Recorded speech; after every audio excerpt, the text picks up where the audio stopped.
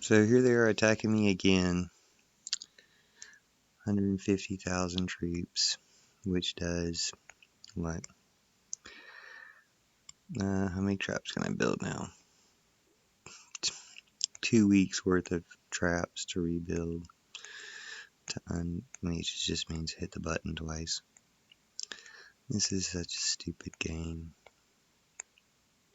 I was thinking about how they attacked me for like 6 hours and it took me like 10-20 minutes to rebuild the troops. It took them 6 hours and 20 million troops to kill. Just completely wasteful. So, but that's what I'm doing.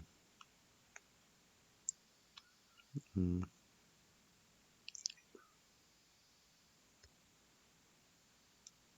Mm. Here come all their attacks. Another, and of course it's like another 150,000 tier 7 troops, and they're just all gonna get killed. It's so dumb. So, they all get killed.